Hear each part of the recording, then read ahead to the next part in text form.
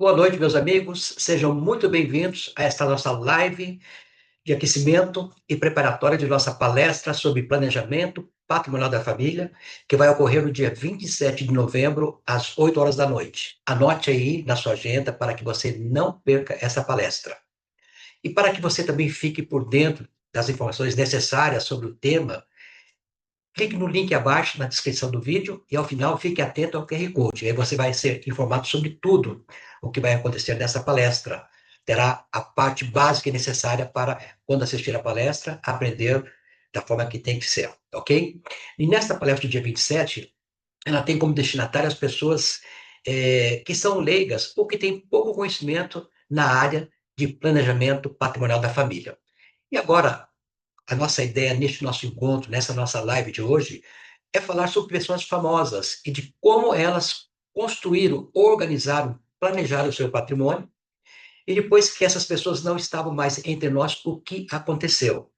E qual é o nosso objetivo? É para que você junte os pontos, os fatos que envolveram essas famílias, possa compreender o resultado de cada uma e possa fazer uma mentalmente imaginar e fazer uma análise de sua realidade patrimonial e da sua realidade familiar, certo? Então, nós vamos apresentar aqui os dados para que você possa chegar a uma conclusão do que é melhor para você e para a sua família, em se tratando de organização patrimonial da sua própria família, ok? Para iniciar, eu diria que existem várias formas da pessoa ficar rica, enriquecer, adquirir patrimônio. A primeira, e que não recomendo para ninguém, é aquela forma ilegal, ilícita, proibida pela lei. Desta eu nem vou falar. A segunda maneira se dá pelo talento da pessoa. Ela tem um talento, tem um dom. Por exemplo, um grande artista, um grande desportista, um grande cantor, um grande ator, um grande pintor e assim por diante, certo? No talento artístico de cada um. E a terceira forma se dá através de uma empresa, em que o empresário, o proprietário, ele tem a capacidade de empreender e fazer com que a empresa cresça e dê muitos resultados. Fazendo um parênteses, eu faço parte de um grupo de empresários, também sou empresário. Mais de 5 mil profissionais da área. E nós atendemos 50 mil famílias por ano no Brasil. Esse grupo é intitulado Time Holding Brasil. E nós ajudamos as pessoas a organizarem, planejarem o seu patrimônio, para que as gerações futuras não sejam prejudicadas e o patrimônio adquirido possa ficar na família e a cada dia aumentar mais e mais. Agora, feita essas considerações iniciais, eu quero me apresentar. Eu me chamo Walter de Oliveira, sou advogado, fui magistrado por 39 anos, sendo 12 anos como juiz de direito. Nesses 12 anos também fui juiz da vara de família e sucessões e também fui desembargador por 26 anos. E agora sou advogado especialista em planejamento patrimonial da família. Então, esses requisitos me autorizam a conversar com você, me dão autoridade para conversar com você sobre esse tema que é muito interessante e está em voga nos dias de hoje. Bom, nesse encontro, eu vou falar sobre pessoas famosas, pessoas que foram milionárias e foram bilionárias, conhecidas pelos brasileiros. São grandes exemplos daquilo que nós vamos falar e vamos abordar. Vou passar para você ainda no final algumas dicas que você vai poder aplicar na sua vida, tendo como resultado aquilo que você viu, ouviu e aprendeu nesta live. Teve conhecimento, certo? Bom, o primeiro famoso que nós vamos conversar, vou falar, é sobre Chico Anísio. Nós podemos dizer, sem medo de errar, que Chico Anísio era um humorista, acho que um dos melhores humoristas do Brasil. E além de humorista, ele também era ator, roteirista, pintor, escritor. Ele criou mais de 200 personagens e ele interpretava cada um deles de forma magnífica. Ele trabalhou 65 anos da sua vida. Ele faleceu aos 80 anos. E ele tinha como salário, no último ano de contrato do seu falecimento, 600 mil reais por mês, um alto salário, um altíssimo salário. Ele enriqueceu, podemos dizer assim, muito pelo seu talento. Ele atingiu uma fortuna de 40 milhões de reais. Mas ele era um artista, ele não era um empresário. E construiu tudo aquilo ali pelo seu talento. Ele faleceu em 2012. E depois disso, o que aconteceu com o patrimônio de Chico Anísio? O patrimônio que ele deixou, um alto patrimônio. Todos sabemos que uma pessoa, quando ela não está mais viva entre nós, os bens que ela deixar serão destinados por herança aos herdeiros, na sua grande maioria, aos filhos. Mas a pessoa também pode destinar parte desses bens por testamento a uma pessoa que ele quer agradecer, quer homenagear, certo? Então, quando uma pessoa faz um testamento, a intenção dela é beneficiar alguém, uma pessoa que ele escolher. E Chico Anísio fez um testamento. E ele beneficiou a sua esposa Malga de Paula. Mas o problema é que ele fez em testamento deixando todos os seus bens materiais a Malga de Paula. E aos filhos, ele deixou os bens imateriais. Por exemplo, direitos autorais. Ele tinha livros, deixou aos filhos esse bens materiais. Quando ele se casou com Malga de Paula, ele tinha 70 anos, 75 anos, melhor. E segundo as leis brasileiras, uma pessoa que casa com mais de 70 anos ou mais, é obrigatório que se coloque ali na certidão de casamento o regime de separação universal de bens. Em resumo, para que vocês entendam bem, Malga de Paula não tinha direito à meação ali dos bens. Porque quando a pessoa falece, 50% ah, aquele que em vida quis beneficiar alguém pode deixar para essa pessoa, porque os outros 50% são dos herdeiros, é a parte legítima dos herdeiros. Mas Chico deixou tudo para a sua esposa e deixou os direitos autorais para os seus filhos. Mas para piorar mais ainda, ele excluiu do testamento o filho Lug, o conhecido seu boneco. Ele foi excluído. E o que ele fez? Entrou com uma ação de nulidade do testamento. E todos os seus irmãos o apoiaram também nesta ação, sendo que no ano de 2019 esse testamento foi anulado. E houve uma confusão. Quando o filho de Chico Anísio, porque iniciou seu inventário após a anulação do testamento, quando o filho de Chico Anísio, o músico Cícero Chaves, faleceu em 2021, a Malga de Paula publicou nas redes sociais que ele lutou tanto pelos bens, mais de 10 anos, e agora não ia levar nada. Essa declaração trouxe muita desavença entre ela e os filhos. Segundo as fontes, a dívida do espólio de Chico Anísio já beirava já 15 milhões em 2024. Patrimônio de 40 milhões de reais, 15 milhões só de dívida. Fazendo um parênteses agora, você pode ter uma casa, pode ter duas casas, pode ter muitas casas, pode ter carro, pode ter o mais. A grande verdade é que quando você não estiver mais aqui entre nós, todo o equilíbrio que existia de paz e harmonia na família era você quem ditava. Era pela sua presença. Depois da sua partida, o relacionamento entre seus filhos pode ser complexo. Já vi muitos casos de divisão de famílias. E olha que eu fui juiz de inventário e sucessões durante muitos anos. Eu testemunhei muito dessa confusão. Então, aquilo que hoje parece estar tranquilo, amanhã pode não estar tranquilo. E qual a solução disso? O que você deve fazer? Você deve fazer um planejamento patrimonial de sua família, para que você possa ficar tranquilo, viver tranquilo e haja paz entre os filhos. Bom, voltando agora ao assunto de Chico Anísio. Você sabe quem que era o patrão, quem era o empregador de Chico Anísio? Era o empresário Roberto Marinho, dono da Organizações Globo. Ele construiu um patrimônio de 30 bilhões de reais. Veja bem, Chico Anísio, 40 milhões, Roberto Marinho, 30 bilhões de reais. Se esses bens, se esse patrimônio fosse inventariado, só o imposto sobre a herança daria 2 bilhões e 400 milhões de reais. Mas a família não pagou nada. Você viu falar sobre o inventário de Roberto Marinho? E por que eles não pagaram? Porque eles são bilionários e não pagam imposto? Não. Porque Roberto Marinho planejou em vida o patrimônio da família. Ele organizou de forma que não seria necessário nunca mais fazer inventário. Mas ele tinha como contratados técnicos jurídicos especializados em organização de patrimônio familiar. Assim, nós que pertencemos ao time Holding Brasil, nós também somos especializados em planejar o patrimônio da família, para que nunca ninguém passe pelo inventário. Uma pergunta agora. Chico Anísio Poderia ter feito um planejamento e deixar tudo resolvido, uma parte para a Malga, uma parte para os filhos, tudo resolvido dentro da lei? Sim, poderia. Mas não fez. Sabe por que ele não fez? Porque não tinha um assessoramento especializado. Veja bem, ele fez o inventário, ou melhor, ele fez um testamento acompanhado por advogado nulo de pleno direito, que tanto é que foi anulado pela justiça. E ele foi orientado por um advogado. Então você deve sempre estar rodeado de pessoas capacitadas e habilitadas a te passar informações em qualquer setor da vida, para que você possa apenas crescer, crescer e prosperar. E que os problemas futuros não aconteçam na sua família. A terceira pessoa que eu quero falar agora também foi um grande artista, um apresentador que também tem seu patrimônio, passou pelo inventário, Gugu Liberato. Faleceu na Flórida, Estados Unidos, em 2019. Ele deixou seus bens em testamento. 75% dos bens ele deixou em testamento para os seus 3 filhos.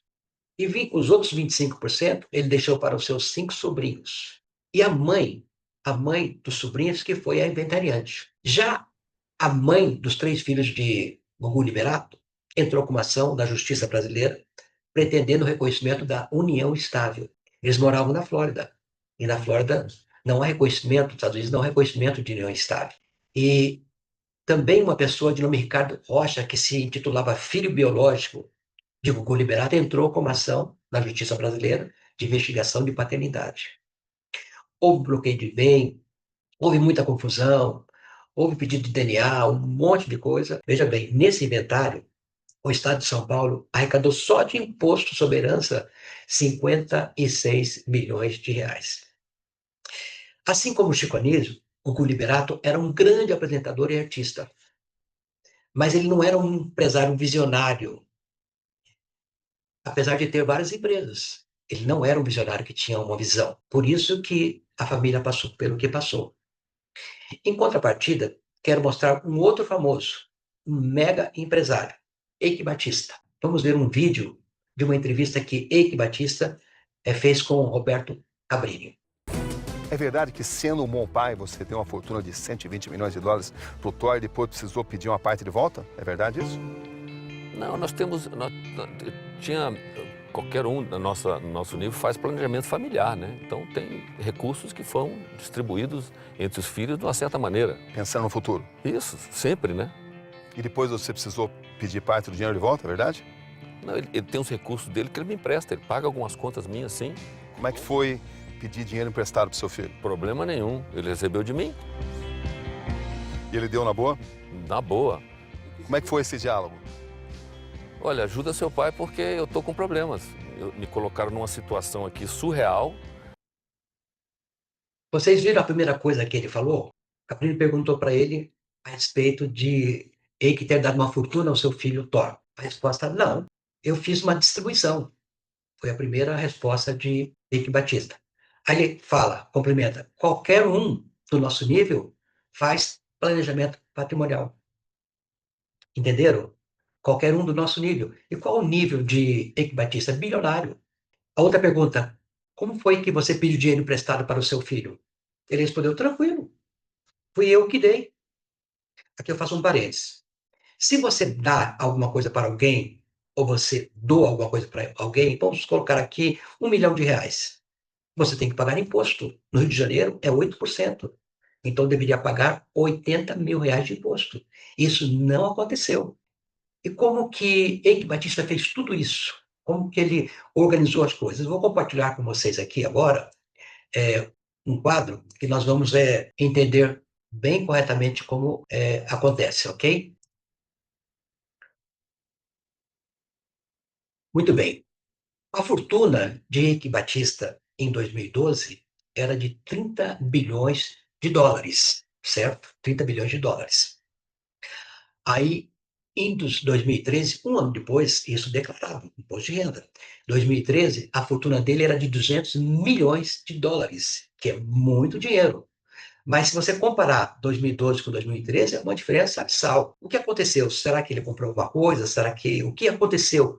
Por que houve essa grande perda patrimonial de dinheiro? Porque ali estava se iniciando o planejamento da família. A família estava sendo iniciada esse planejamento patrimonial. que nós vamos intitular aqui de fase 1. Então, de 30 bilhões, passou para 200 milhões. Em 2014, começou a Lava Jato. E Eike Batista foi réu da Lava Jato. A declaração dele de imposto de renda era negativa, menos R$ 1 bilhão na Receita Federal. Vamos adiante. Em 2015, os procuradores da Lava Jato, eles queriam bloquear, eles viram todas as coisas, eles tiveram acesso a todos os documentos desse planejamento patrimonial, desse sistema, e eles bloquearam patrimônio de Eike Batista. E qual o patrimônio que foi bloqueado pela justiça? Foi o iate de Eike Batista, foi a Lamborghini que ele tinha e mais um carro de luxo que era de coleção. Esses 3 patrimônios. E a Lava Jato não conseguiu entrar no sistema de planejamento patrimonial para bloquear os valores que eles queriam buscar. Em 2016, Thor, ele se tornou um dos 10 bilionários com menos de 30 anos. Ele tinha 45 empresas em seu nome. É a fase 3 do planejamento. Estava tudo já cumprido. Em 2017, houve um realinhamento do patrimônio de Thor. Ele baixou para R$ 430 mil e somente 4 empresas. E havia, então, consolidação do sistema de proteção patrimonial para esta família. Então, veja bem que você teve oportunidade de ver o que Eike Batista fez. Ele, de uma forma assim muito inteligente, ele conseguiu planejar durante uma situação difícil ainda que estava vivendo, o patrimônio de sua família. Ele não tinha tanta expertise no assunto, o Eike Batista. Ele não sabia de nada sobre planejamento patrimonial familiar. Ele contratou profissionais com expertise para que pudesse fazer aquilo que nós fazemos, e nós fazemos para muitas famílias. Vamos assistir novamente o vídeo para que você possa, agora já sabendo o que eu te falei, possa ver como ele se comporta, as respostas às perguntas de Roberto Cabrini. É verdade que, sendo um bom pai, você tem uma fortuna de 120 milhões de dólares para o Thor e depois precisou pedir uma parte de volta? É verdade isso? Não, qualquer um no nosso nível faz planejamento familiar, né? Então tem recursos que foram distribuídos entre os filhos de uma certa maneira. Pensando no futuro. Isso, sempre, né? E depois você precisou pedir parte do dinheiro de volta, é verdade? Não, ele tem os recursos dele que ele me empresta, ele paga algumas contas minhas, sim. Como é que foi pedir dinheiro emprestado para o seu filho? Problema nenhum, ele recebeu de mim. E ele deu na boa? Na boa. Como é que foi esse diálogo? Olha, ajuda seu pai porque eu tô com problemas. Me colocaram numa situação aqui surreal. Entenderam, então? Viram agora qual a diferença? Ele nem sabia responder, porque ele não conhecia. É como se você levasse seu filho no médico para operar. O médico fala, vou operar seu filho, vai tudo correr bem. Ele não vai dizer, eu vou fazer isso, vou fazer aquilo, vou fazer, vou cortar ali. Não, não. Você vai entregar para uma pessoa que é técnica naquele assunto, e o médico vai resolver o problema. Assim também é no sistema de planejamento patrimonial da família. E vamos ver agora mais um famoso. Vamos falar agora de Marcos Paulo. Ele era ator e diretor. Ele participou de 34 novelas e dirigiu mais 17 novelas. Ele faleceu em 2012. Casado com Antônia Fontinelli, teve 6 casamentos. Deixou 3 filhas e um patrimônio de 50 milhões de reais. E fez a mesma coisa que Chico Anísio e que Gugu Liberato. Fez um testamento. Ele deixou seus bens para suas 3 filhas e nada para a esposa Antônia Fontinelli. Eles se casaram em 2006. Em 2005, ele já tinha feito este testamento. E ela, após a morte de Marcos Paulo, ela entrou na justiça com ação de reconhecimento de uniões estáveis. As filhas contestaram, dizendo o seguinte, não, na época em que Marcos Paulo faleceu, o pai delas, já não havia mais nenhuma união. De sorte que, em 2014, a justiça reconheceu a união estável, mas sobre um tempo apenas, sobre os bens que os dois adquiriram quando conviviam, de 2006 a 2012, ou pouco antes. E para a Antônia Fontinelli, coube o percentual de 12,5% sobre o patrimônio. Então, houve 11 anos de disputa judicial até que isso fosse solucionado. Mais uma pergunta. Marcos Paulo teria condições de fazer um planejamento patrimonial? Sim, mas ele não tinha um assessoramento especializado. Posso falar agora de mais uma pessoa famosa. Dirce Navarro de Camargo, dona da construtora Camargo e Correia, certo? Também envolvida na Lava Jato. Quando ela faleceu, ela deixou seus bens para as suas filhas. Uma delas, Renata de Camargo, no tempo em que a Lava Jato estava em pleno vapor, o processo da Lava Jato, a empresa Camargo Correia tinha feito um acordo de leniência de 2 bilhões de reais. Ela comprou um apartamento no edifício mais caro do mundo, no prédio mais caro do mundo, na ilha de Manhattan, Nova York, no Central Park. Ela pagou 30 bilhões de dólares. Vizinha ali de Madonna, Paul McCartney, Naomi Campbell e outros famosos. Algo fora de série. E tudo se resolveu porque a mãe, a matriarca, ela, Dirce Navarro Camargo, ela fez um planejamento patrimonial da família. Agora vamos mostrar o último famoso. É um homem também empreendedor, empresário, um homem que trabalhou muito, pelo seu talento conquistou uma fortuna. Seus bens não passaram pelo inventário. Silvio Santos. Veja aí o vídeo que foi feito a respeito de Silvio Santos. O Santos não tem nenhum imóvel no seu nome, e por isso ele economizou muito dinheiro nos últimos anos. O ex-camelô possui uma fortuna avaliada em 1,9 bilhão de reais, e atualmente tem 38 empresas. Uma delas é uma holding imobiliária chamada Cisan. Silvio Santos percebeu que se comprasse imóveis em seu nome e ganhasse renda através do aluguel, ele teria que pagar mais de 27% de imposto sobre a sua renda. Por isso, em 1990, o apresentador fundou uma holding para administrar seus imóveis. Dessa forma, essa empresa fica responsável por gerir todo o seu patrimônio imobiliário, sem precisar ligar ele diretamente ao seu nome. E caso o senhor Abravanel tem algum lucro com essas mansões, sua tributação será considerada sistema de lucro presumido, e não pessoa física. Por isso, o empresário, ao invés de pagar 27,5% de imposto, ele irá pagar apenas 14%. Mas não se trata apenas do valor tributado. Talvez o que você não saiba é que essa estratégia não só faz com que ele pague menos imposto, mas também protege seus bens. Afinal, por ser uma figura pública, a possibilidade dele ser processado são muito altas. Caso ele possuísse imóveis em seu nome, ele poderia perder os seus bens, o que garante mais segurança sobre o seu patrimônio. Vocês ouviram? Foi dito que ele não tinha bens em seu nome, ou seja, no CPF. Onde estavam os bens de Silvio Santos? No sistema de planejamento patrimonial, numa holding, como foi dito no vídeo. E você ouviu uma confusão entre as filhas de Silvio Santos? Algum problema de inventário? De pagamento absurdo de imposto sobre herança? Não, porque ele planejou-se em vida, o patrimônio da família, para que não tivesse um dissabor quando não estivesse mais aqui. Agora, você sabe o que pode acontecer, porque isso acontece com todos nós. Um dia, nós não vamos estar mais aqui. Para deixar bem claro esse entendimento, aquilo que eu falei para você, vamos dividir em 2 grupos os famosos que nós conversamos nessa live. O primeiro grupo enriqueceu. Talentosos enriqueceram, ganharam milhões de reais, mas não tiveram acesso a profissionais capazes de organizar o patrimônio deles. Por isso, foram orientados a fazer testamento. E vocês viram a confusão que deu na vida da família de cada um. E o segundo grupo são os grupos dos grandes empresários, e que tinham ao seu dispor profissionais capacitados e especializados nesse tipo de estruturação patrimonial. Então, podemos concluir o seguinte: nada tem a ver em ser milionário, não. Nós falamos aqui de milionários, de pessoas que ganharam 50 milhões, 40 milhões. O Google tinha 1 bilhão e 400 do seu patrimônio. Então, eles ganharam muito dinheiro. Mas eles fizeram o testamento, porque foram mal assessorados, certo?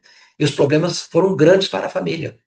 Essas pessoas do primeiro grupo não tinham conhecimento sobre holding, não tinham. Nem imaginavam o que significava uma holding familiar. O segundo grupo talvez tivesse um conhecimento superficial. Veja a entrevista, como já dissemos, de Henrique Batista. Ele não sabia, mas ele tinha inteligência para contratar as pessoas que sabiam. Então, a diferença entre o grupo A, de milionário, e o grupo B, de bilionários, foi o assessoramento especializado. Certo? E nós vamos ver que isso aconteceu no passado recente, 3 anos atrás. É muito pouco tempo para pessoas tão bem informadas e intelectuais. Chico Anísio escrevia livros, um intelectual.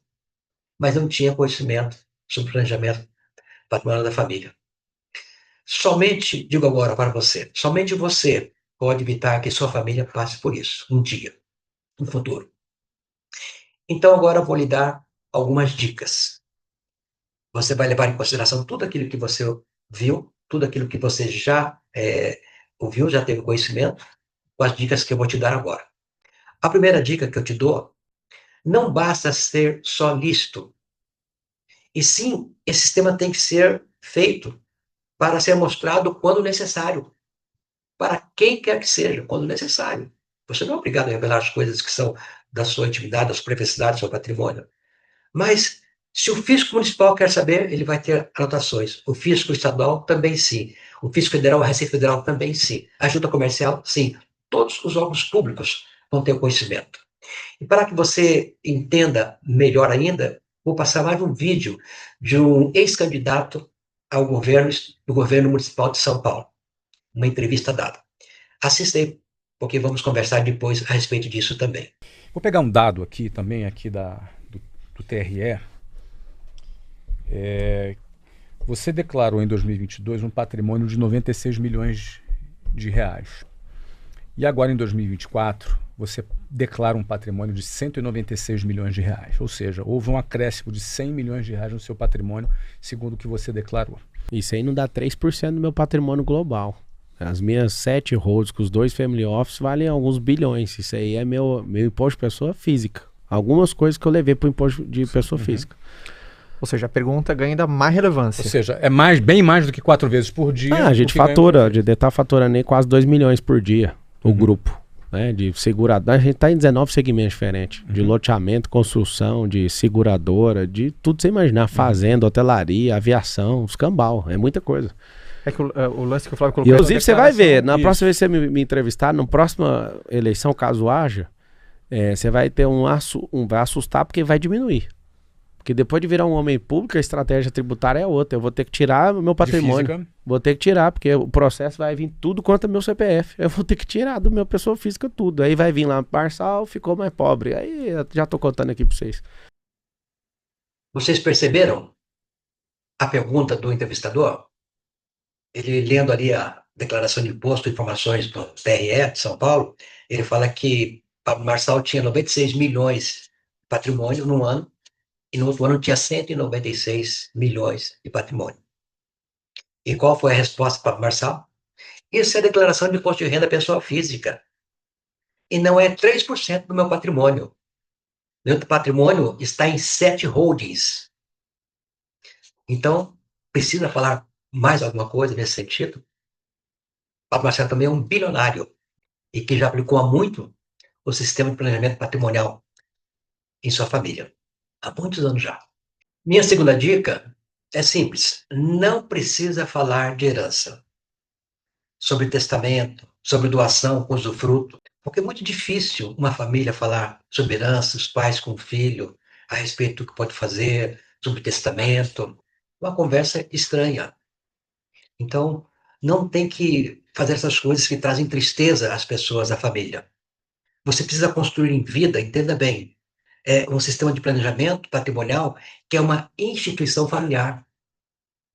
Você pode passar, sua esposa pode passar desta vida, os seus filhos, seus netos, seus bisnetos vão no tempo certo, mas a instituição permanece. Então, o sistema de planejamento patrimonial, em resumo, é para várias gerações da família. Ou seja, os bens sempre vão ficar guardados pela família.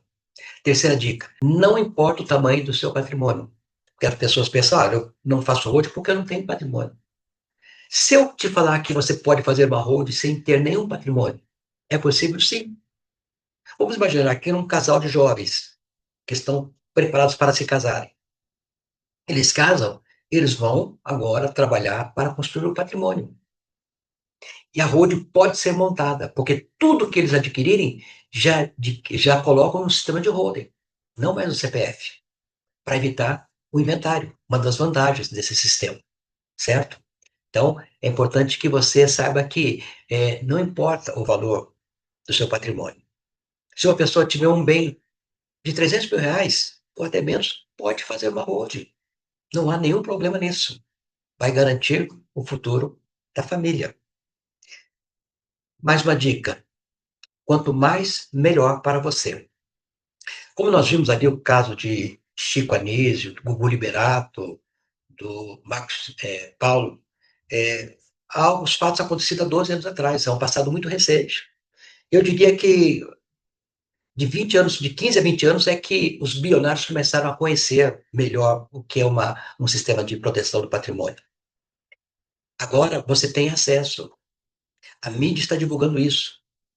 E com a fundação do nosso sistema, do Time Holding Brasil, do qual faço parte, sou especializado como todos desse grupo, hoje nós podemos dizer que, além dos empresários, dos grandes empresários, além das grandes fortunas do Brasil, além de empresários também de médio porte, de microempresários fazerem parte do sistema de planejamento patrimonial, nós temos juízes, nós temos promotores, procuradores, deputados estaduais, federais, senadores, além de que ministros do STJ e ministros do Supremo Tribunal Federal têm esse sistema de organização patrimonial. Então, eu diria para você que, se você fizer a sua organização do seu patrimônio, da família, você estará muito bem acompanhado por essas pessoas, ok? Se você já está inscrito na minha palestra, se programe para assistir, certo? Ou se inscreva. Outra dica: a reforma tributária está te impondo a todos aqueles que têm patrimônio um comportamento. Por exemplo, o ICMS, tudo que você comprou, você paga ICMS, 22%. Quando a reforma vier, esse ICMS vai passar para 7%.